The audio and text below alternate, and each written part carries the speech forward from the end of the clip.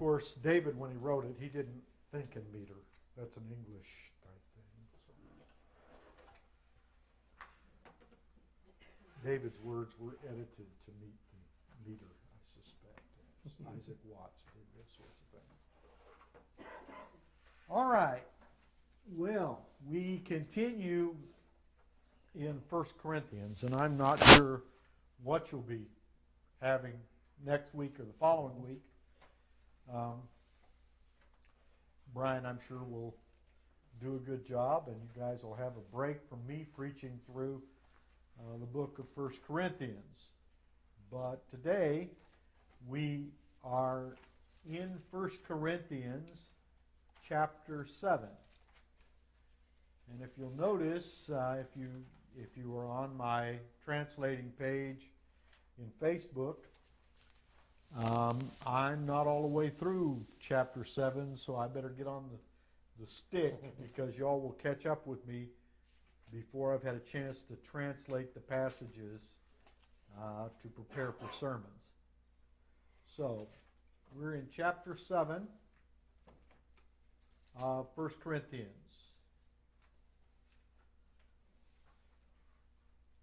Today we move into a new section of the book of 1 Corinthians. Up to this point, Paul has been dealing with various problems that he's heard about, that were reported to him in the Corinthian church. Today, he moves on from that. This might be called section 2 of the book of 1 Corinthians. Today, he's going to start dealing with some questions that the church had wrote to him about. In other words, they had written these questions out, and Paul's going to answer them. Here in chapter 7, the questions deal with marriage. Now, beginning in verse 1, Paul will deal with some issues that had caused they still cause problems in the church, and the church needed some clarification on what they should do, how they should treat these matters. There seems to have been a difference in the church in matters relating to marriage. And what we have here is a church that is really a mixed group. There are Jewish believers, right, that are in the church, but then there's also these converted Gentiles. And they come from very different backgrounds. Judaism held a high regard for marriage. The Gentile community, in some cases, held a high regard for celibacy. And so in the first section of this particular passage, this particular chapter, we're going to look at the questions surrounding celibacy or marriage. So, turn with me to 1 Corinthians chapter 7, verses 1 through 9. Now, concerning the things whereof you wrote unto me, it is good for a man not to touch a woman. Nevertheless, to avoid fornication, let every man have his own wife, and let every woman have her own husband. Let the husband render unto the wife due benevolence, and likewise also the wife unto the husband. The wife hath not power over of her own body, but the husband. And likewise also the husband hath not power of his own body, but the wife. Defraud ye not one another, except it be with consent for a time, that you may give yourselves to fasting and prayer, and come together again, that Satan tempt you not for your inconsistency. But I speak this by permission, not of commandment. For I would that all men were even as myself, but every man hath his proper gift of God, one after this manner, and another after that. I say therefore to the unmarried and widows, it is good for them if they abide even as I. But if they cannot contain, let them marry, for it is better to marry than to burn. May the Lord add a blessing to the reading of his word. All right, the things you wrote me about. As we discussed in the introduction, this text here introduces a new topic. These are questions that the church has asked him,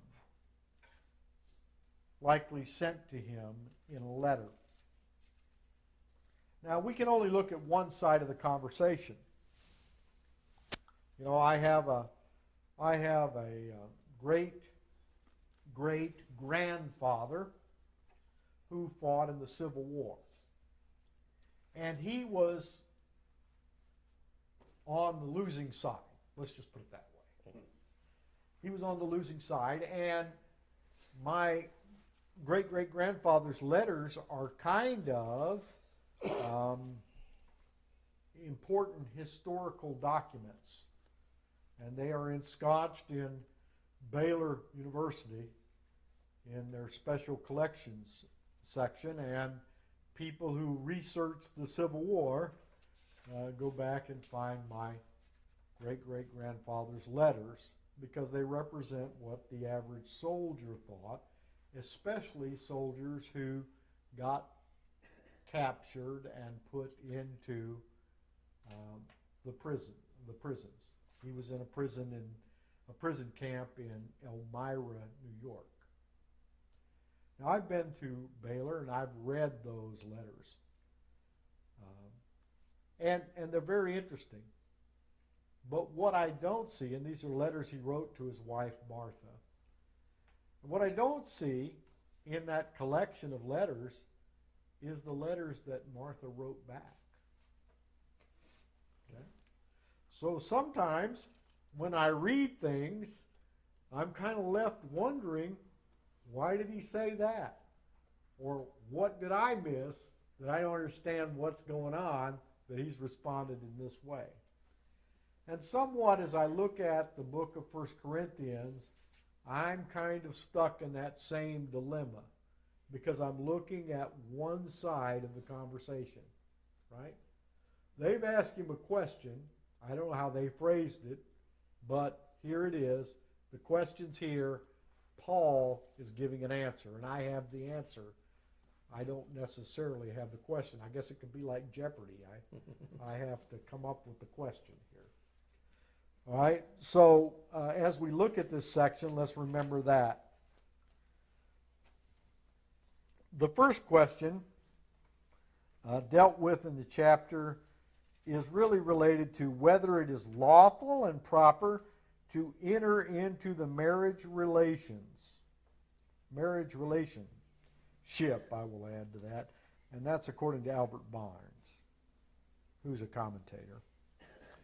Now, we can't know for sure. It is believed that the reason this question arose was disputes between the Jewish believers who held marriage in high regard and promoted marriage, and certain of the Greeks who followed philosophies that encouraged or demanded celibacy.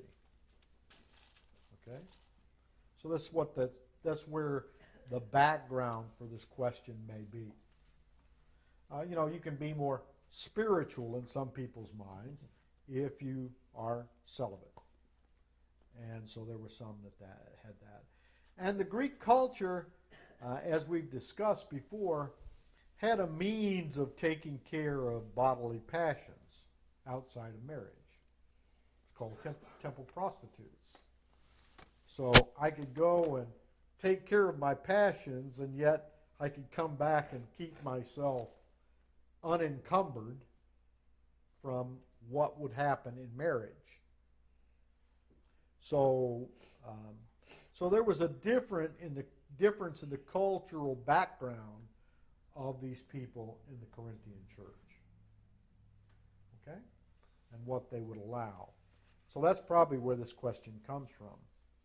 It's likely that this idea that priests had to be celibate, which is prevalent in the Catholic Church and the derivatives of the Catholic Church, came from this Greek philosophy.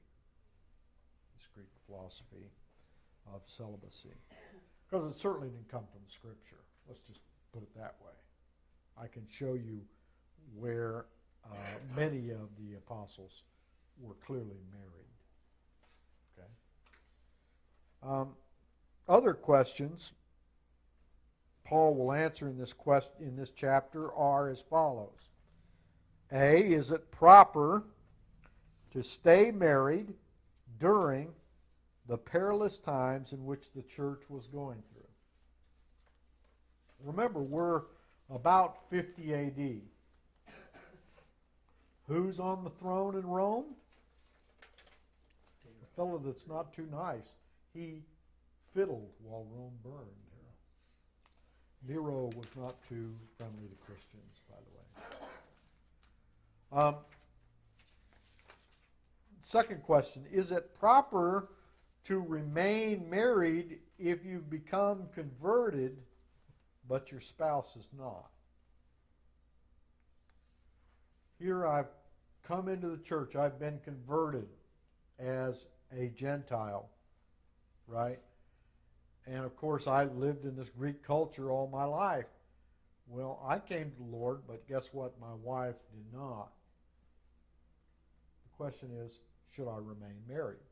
Or if I was a woman and I was married when I came to the Lord, should I remain married? These questions are discussed in verses 10 through 24.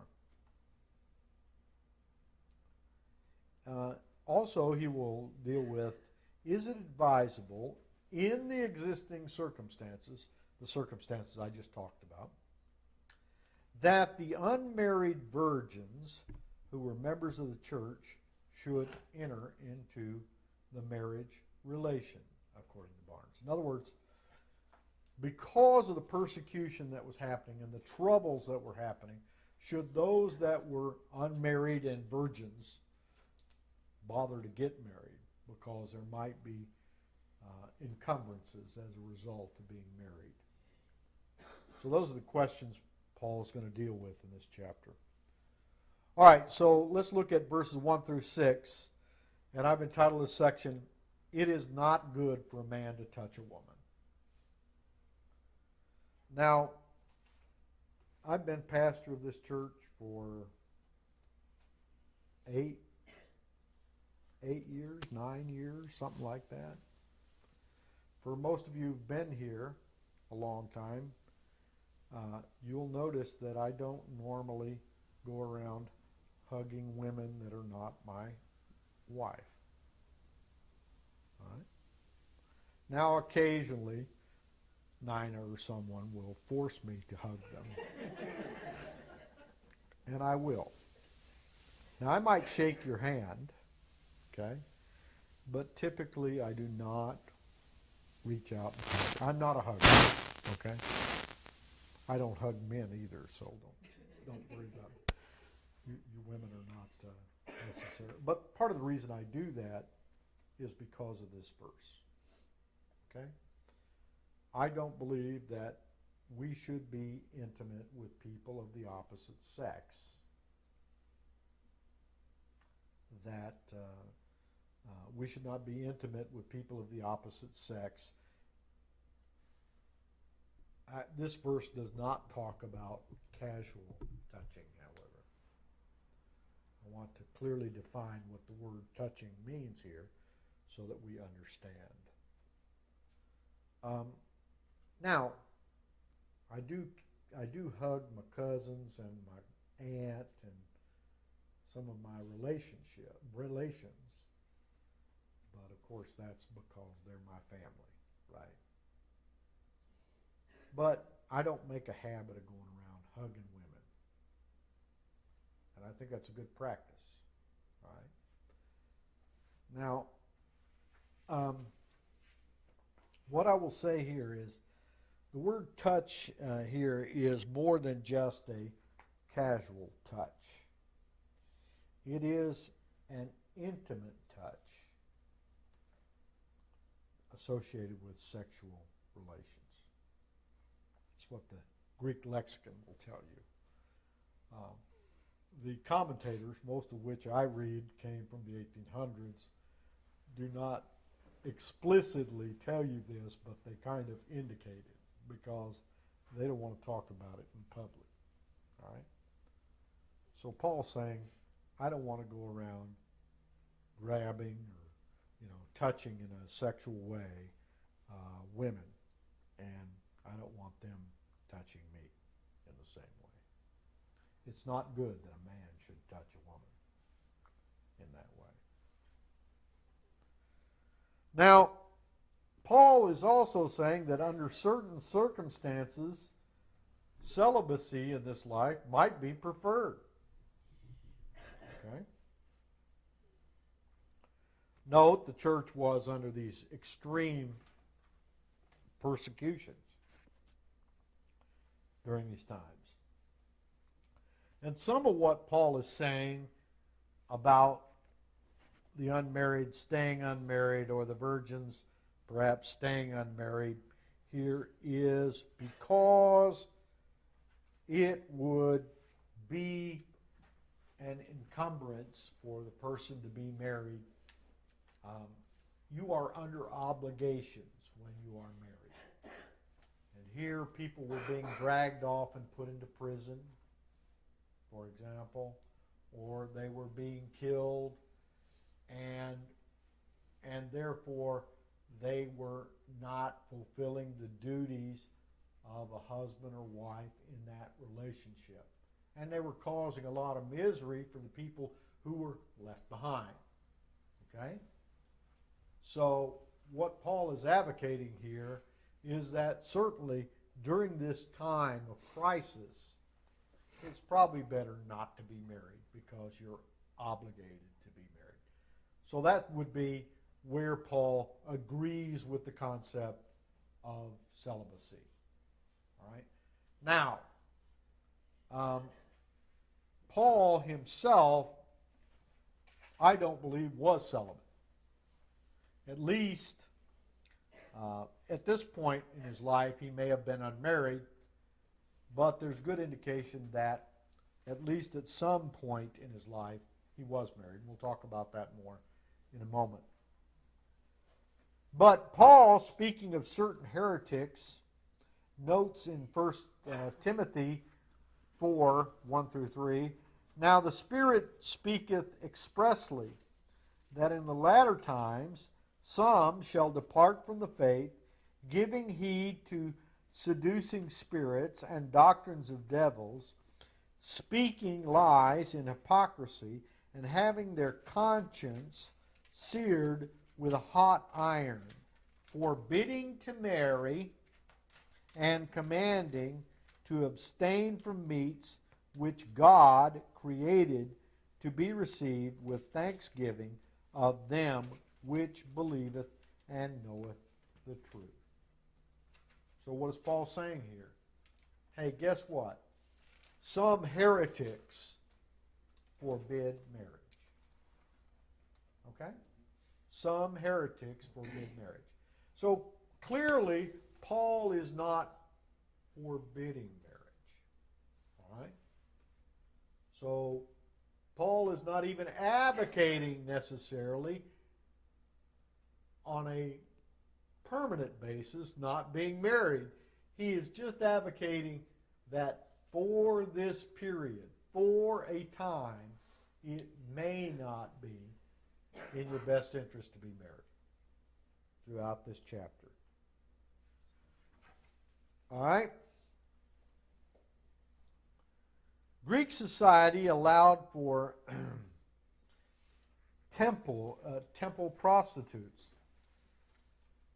In their mind, if they couldn't bring their bodies under control, they had an outlet for their their passions outside of marriage. And they weren't encumbered by marriage. Paul says, rather than have sexual relationships outside of marriage, become married. That's what he says in verse 2. Now, he does so in the form of a command. And I know those of you who've been around here for a while know and understand that the Greeks have a little bit different way of making commands. Okay, the Greeks' commands could be in the first person, like I go, or I should go, if you want to put it that way, or I must go, or it could say he go, or he must go. And the way they handle that in most translations is they use the word let. Okay, so if you're reading the text and it says, let so-and-so do thus and such, it's because it's in the third person or in the first person that the command is there. Okay, in 1 Corinthians chapter 5, he said, let us do this, when it related to keeping the Passover. Now he says, let the man be married. It's not really permission to be married. It's a command to be married. So, rather than be involved in sexual relationships outside of marriage, be married. That's what Paul's saying to both the men and women in this passage. It is a command. It is not a suggestion. The command has a purpose. Paul says that the purpose of this command to men and women is to avoid sexual relations outside of marriage. Why? Well, it's a sin. You know, it's a sin. So if you've got an issue and you want to have relationships of an intimate nature, then get married, Paul says. All right? That's what he says here. Today, our issue isn't so much celibacy. I don't know too many people that are advocating celibacy, like the Greeks were.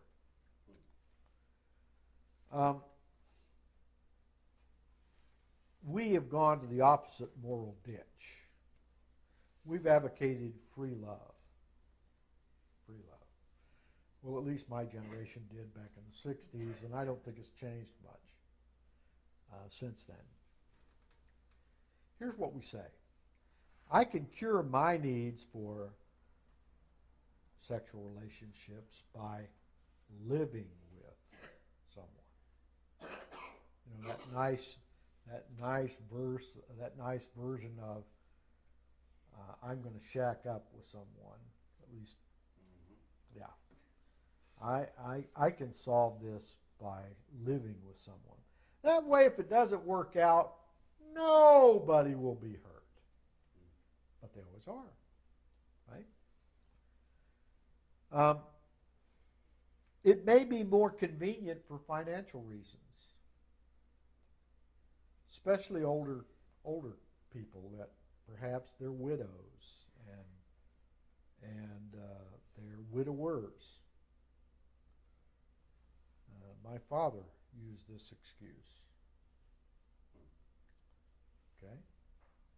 Now, my father was a Christian man, but, you know, if we got married, he said, then My financial stuff that I've set aside for my children and her financial stuff that's set aside for her children might get mixed up.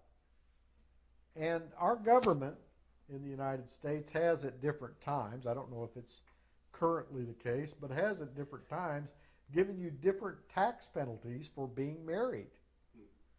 And on older people, those are an encumbrance. So we use that as an excuse not to get married. Paul says, don't use an excuse. He said it to those that were advocating celibacy, but doing things outside of marriage. And he says that to those that are shacking up today.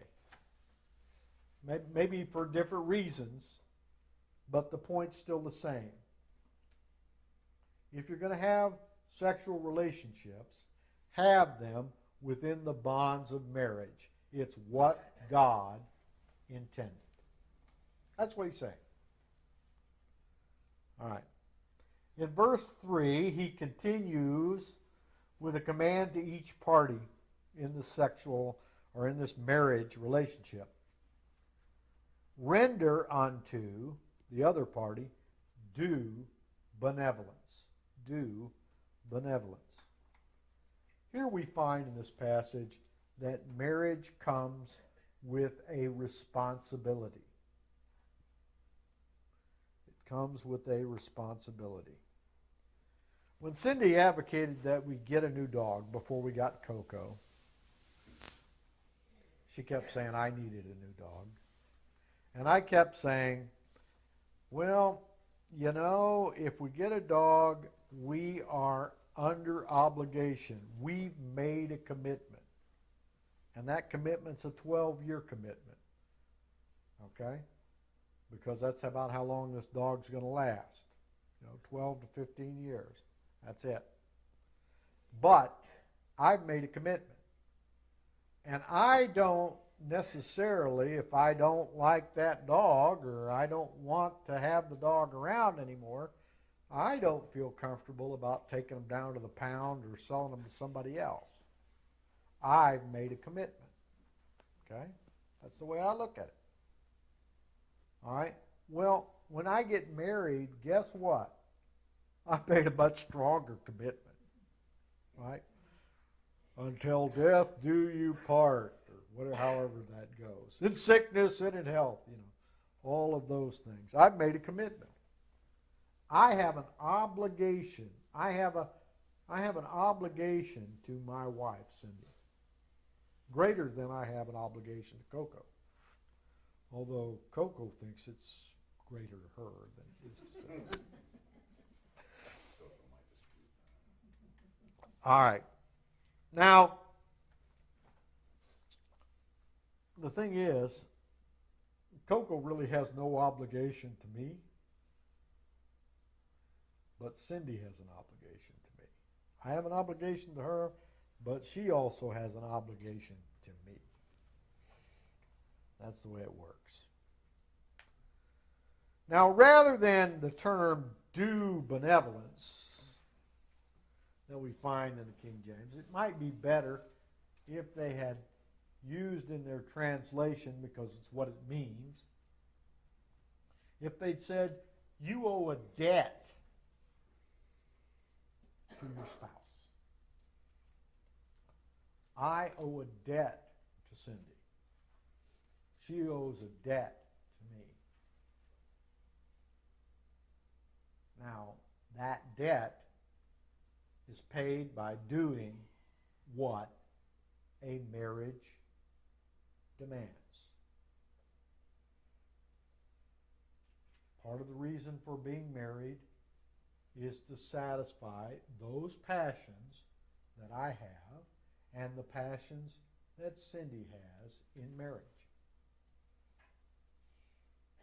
And that's what Paul is saying here. Is that if you're married, you're under obligation.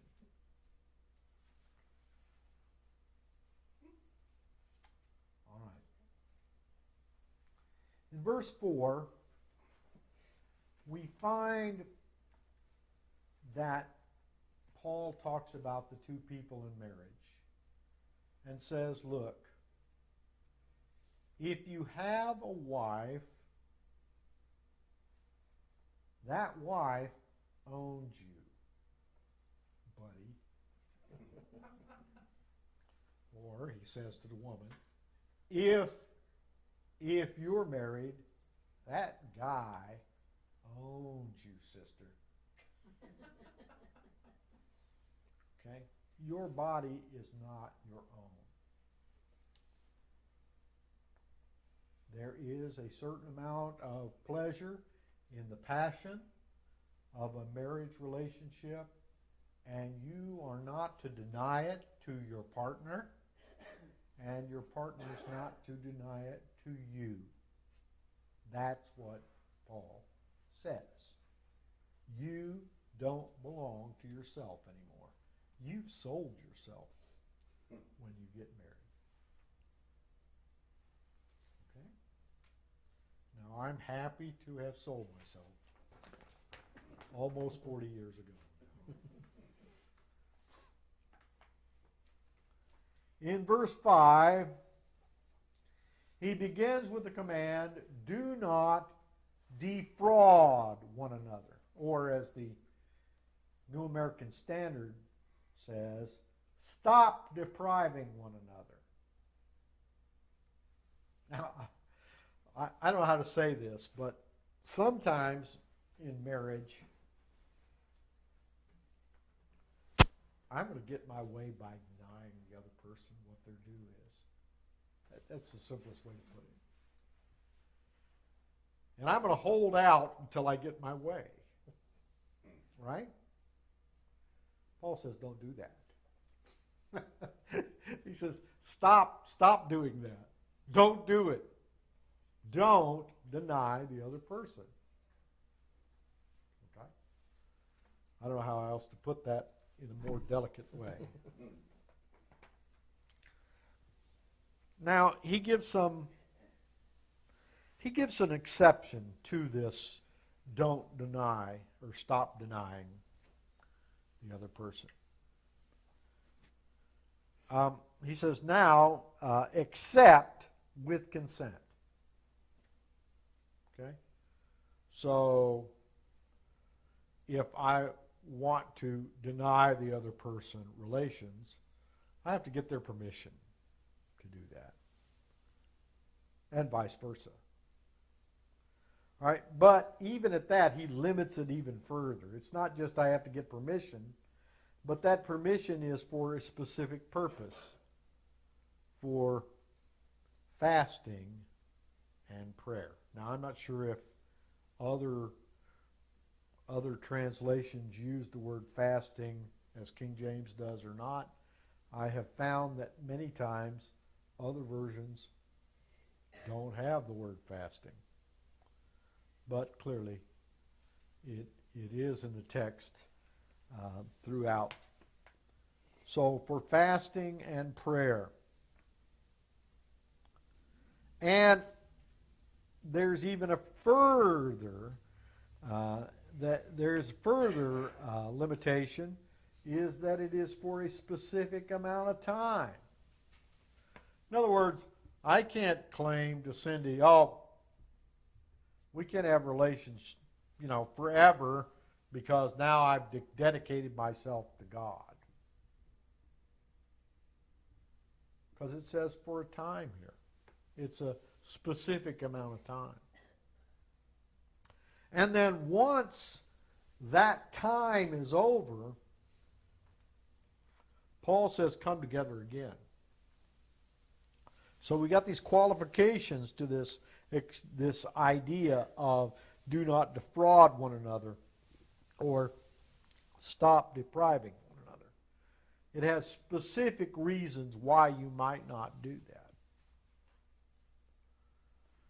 Lastly, he gives a reason for the intimacy to be continued after the agreed time frame. He says that Satan may not tempt you because of your lack of self-control. control. Now in verse 5, he had begun with the command. In verse 6, he says that he is not speaking by command, but he's speaking by permission. So what does he mean by that? Because clearly he's got a command in verse 5. Well, I don't think he's talking about the first part of that passage about not depriving one another. Right? What I think he's talking about is the exceptions. He says, I'm not speaking by command about this exception, but I am speaking, I am speaking about it, but I'm doing it by permission. In other words, the Lord's allowed me to talk about it. I don't have a command concerning you must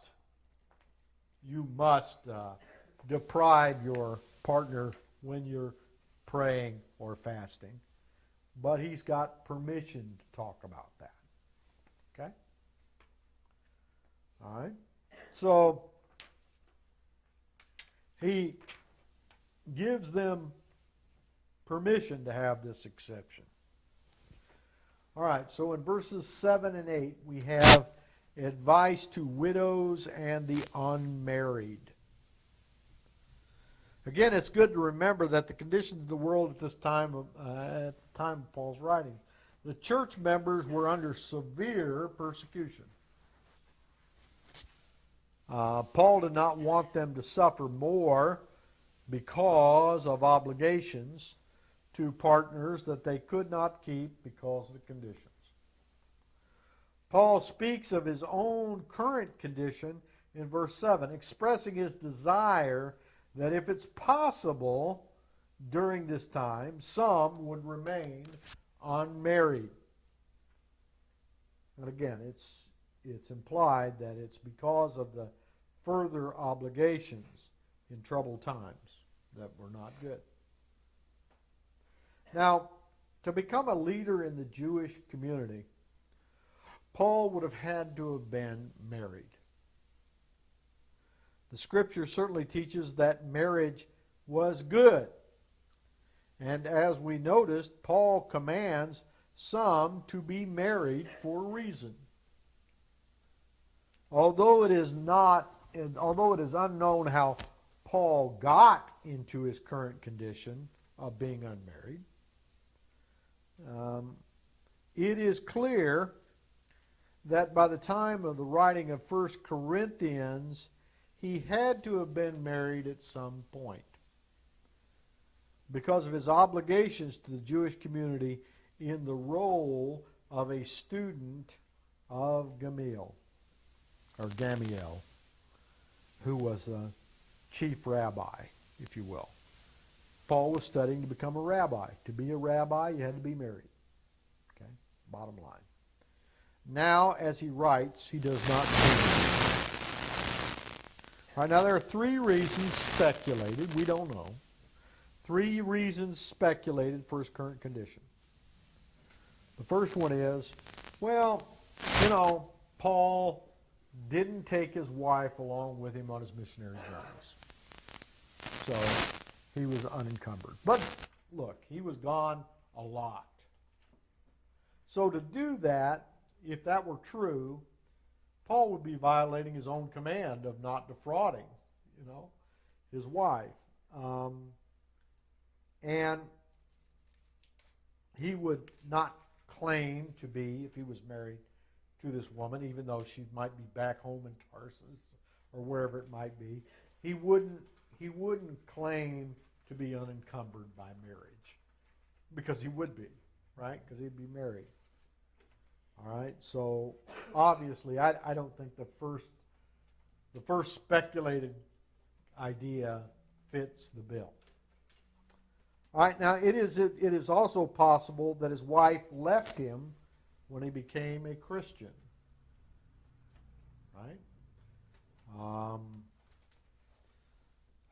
Some speculate that he was referring to that in Philippians chapter 3, verse 8, when he says, "Yea, doubtless, and I count all things but loss for the excellency of the knowledge of Christ, Jesus my Lord, for whom I have suffered loss of all things, and do count them but dung, that I may win Christ.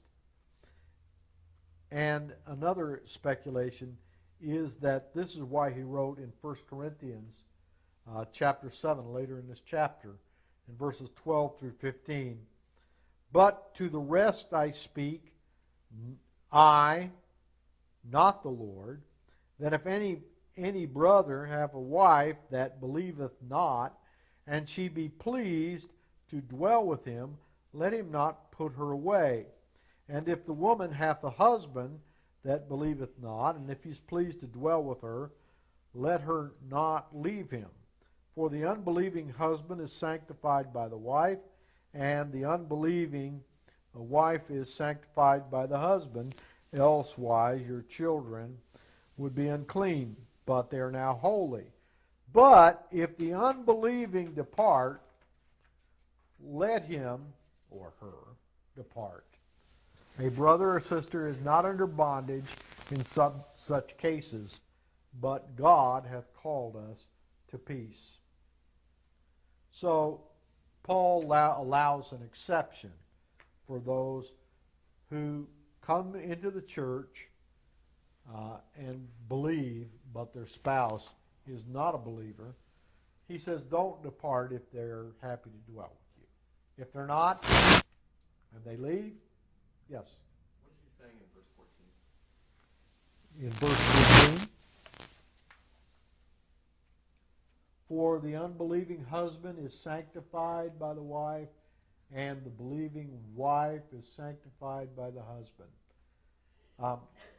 Let's deal with that when we during the next sermon. Okay, it's very simple. It's that God is allowing the children to be holy, even though there is a marriage between a believer and unbeliever. That's what his whole point is there. But we'll deal with it more in detail when we get there. All right. So what is clear is that Paul was unmarried when we get to 1 Corinthians 7. And his desire is for others during that time frame to be as he was. In verse 8, he advises widows and unmarried people to remain unmarried. It is possible that by unmarried here, Paul is strictly referring to unmarried men. The reason is because the Greek term here is a masculine plural. All right? It's a masculine plural. By the way, it is, and he deals with unmarried women later in the chapter, especially virgins. He deals with them later in the chapter. So he may be singling them out, the young men, here in this passage. According to Robertson, the Greek term used here for unmarried is only used this one time in the New Testament, the Greek term. It's only used this one time. Now, Paul gives an exception for his desire. His desire is that those who are not married, don't become married, remain unmarried. But he gives an exception, that people should remain unmarried except in cases where they have a lack of self-control. A lack of self-control in the matter of sexual things. The word for sexual control is used here in this passage, and then once again, and again, these are the only two instances in the New Testament.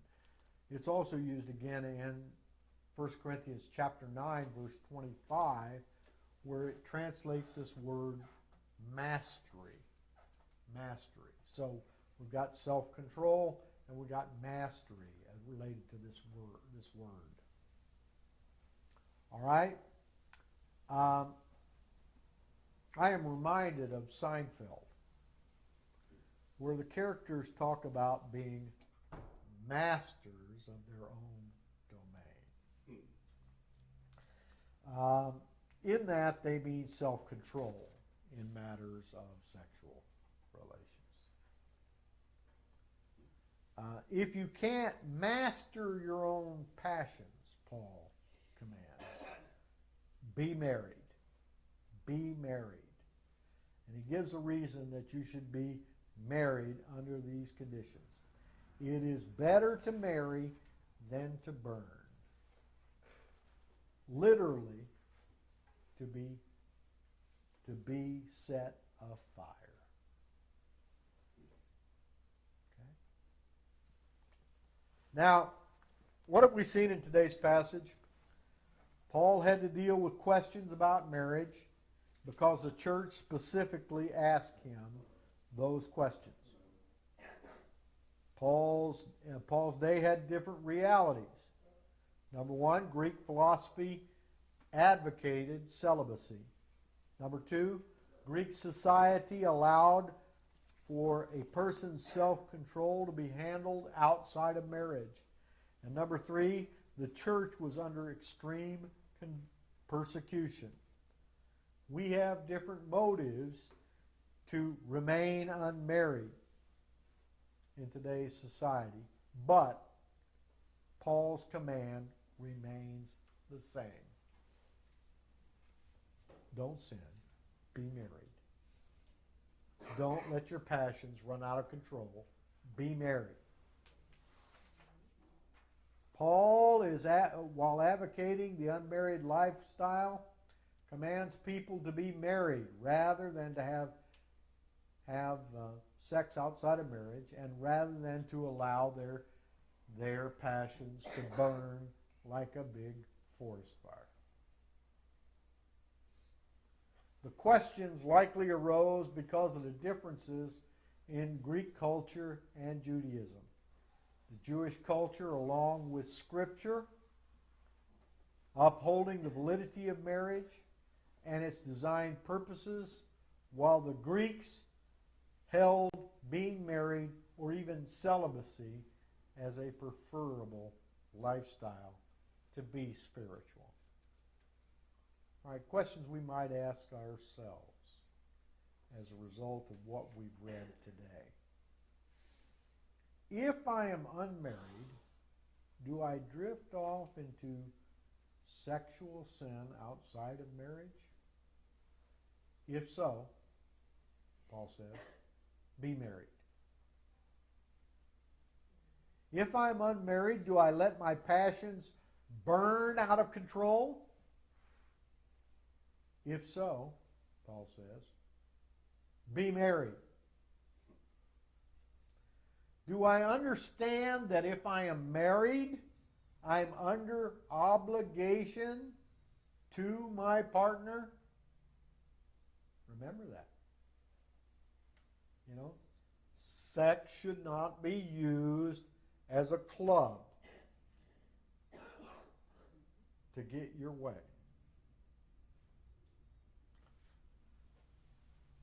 Do I exploit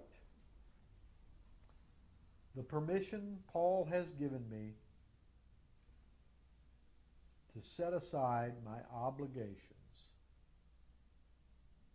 on occasion?